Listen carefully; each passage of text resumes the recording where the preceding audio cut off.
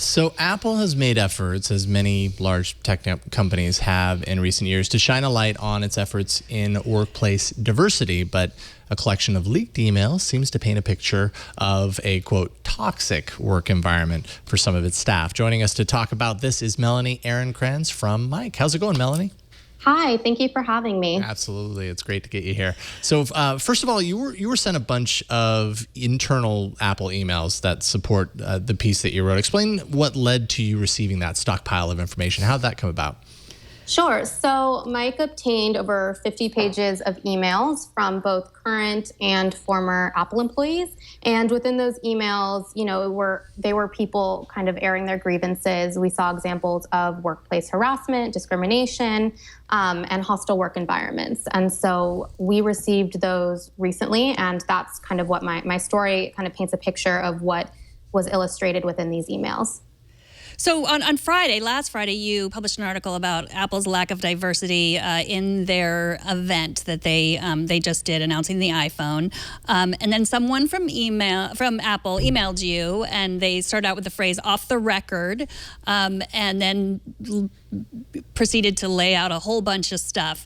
And as you pointed out, and as anyone who is a journalist knows, that you can't just say "off the record" and then you have to, you would have to have agreed to "off the record" for that to have actually been off the record.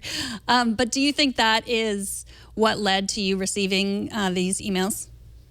Yeah, so actually preceding that story, I wrote a story about the lack of diversity specifically on Apple's keynote stage during its iPhone launch event. And, if you look at the numbers, the men spoke for approximately over an hour and a half compared to women who spoke for approximately 8 minutes. And so I wrote an article that painted a picture of this keynote and how it lacked that diversity on stage. And the next story I wrote with that letter from Apple was in response to that story. And so I think it kind of all sparked from, I pointed out this lack of diversity. Apple responded. And again, it was not officially off the record because that requires a prearranged agreement, and that was not the condition to which this was sent to me. And I think that publishing that email and kind of showing how, a certain point of view that's held within Apple about what diversity is and is not, might have given some people the courage to think that they also can speak out about how their experiences are within Apple.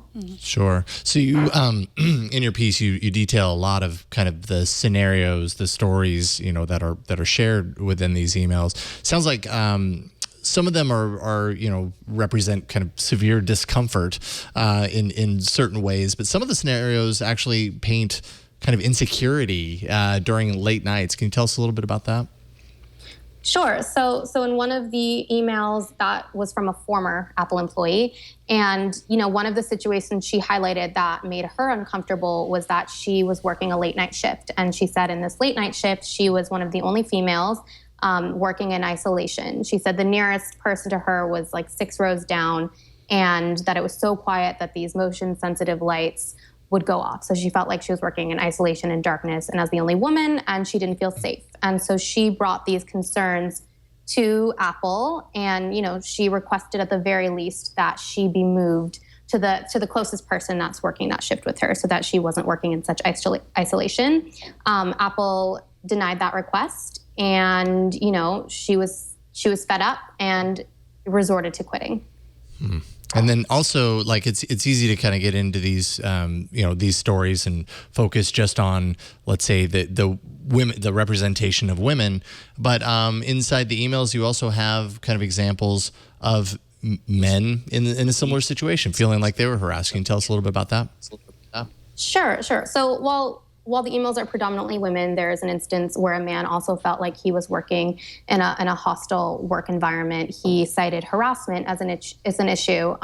He kind of discussed how his colleagues would make fun of him for being an emotional man. They used the phrase repeatedly that he was on his man period, and he had in these emails described that as feeling like his colleagues were using these female terms to insinuate that he couldn't effectively do his job, and it made him uncomfortable. What so we know what we're hearing about with these emails, but what kind of recourse do the employees have in this scenario? Sure. So as I think a lot of the women said in these emails, and some of these emails were to Apple, they can take these complaints to management. They can file these complaints. But the issue here was that these women were so frustrated because of a lack of follow-up. They had issued these complaints. A few of them resorted to emailing, the CEO, Tim Cook, for some type of acknowledgement. So, I think that there's recourse that they can file these complaints, and they did. But that the issue was that they felt that, maybe there was a lack of urgency, or that nothing was being taken care of. Or in one woman's situation, she filed a complaint and Apple did investigate it. And she said that they did admit to her that she was working in a hostile work environment. And her option that they gave her was that she could stay in this hostile work environment or take a lower level, lower paying job, which is an effective demotion. And, she took the demotion. And so I think a lot of them were, didn't know who to trust. Someone expressed that they didn't know who to trust. They didn't know the right person to go to. And so I think that the issue here is not the ability to file a complaint, but it's, will it actually better their situations? And many of these women did not feel that that was the case. So unfortunately, it's not right, but any woman who's been in the workplace has experienced things like this. You just have, and it's getting better, I think. Like, I've been working since the 90s, and it definitely has been getting better. But did you get the sense that this was from a certain team in Apple, or was it an entire toxic culture in Apple? Because obviously it's a huge place, but were most of these emails from a certain team? I'm not saying it's right if it just was a certain team, but I'm just wondering if there's this entire culture of toxicity that we haven't heard about, or if it's really just maybe combined to one team. Sure. So, I can't disclose the specific team that these emails came from, but what I can say is that all of the individuals within these threads that were expressing frustration, whether it was discrimination or harassment, were from underrepresented groups within the company, so women and minorities. And I would say that would be the common thread, that all of these people that were frustrated were women and minorities. So, Apple, as of its last diversity report, is, 32% of its global workforce is women. And so these are the groups that are feeling in these male-dominated companies. They're the ones that were expressing that they didn't feel like that they had a safe and comfortable work environment to thrive in. So what's next here? What is the next step? They've placed their complaints. Obviously, a lot of this information is now in the public. What is the next step? Is it just kind of hoping that Apple, this behemoth corporation, makes effective change outwardly? They seem to be, at least in a public sense, they seem to be, releasing the diversity reports and making some sort of a public dedication to improving these things. But how does that proliferate internally? Sure. So, Apple did comment. It's in the story. And, they said that they are aware of these instances and they're investigating it.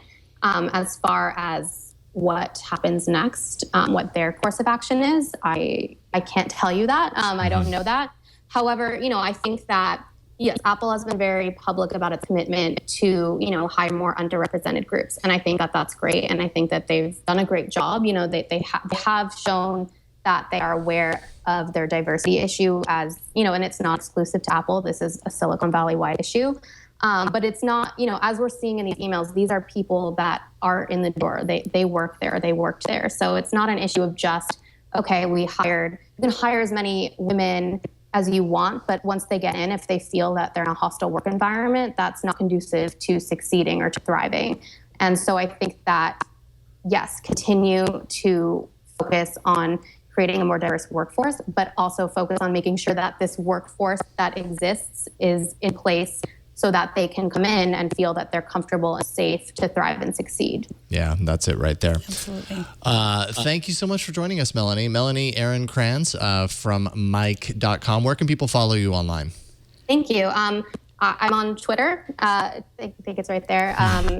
So yeah, that's where you can find me. All right, at Melanie Hanna on Twitter. Thank you so much. Thank you so much. Thanks for having me. All right, have a great night.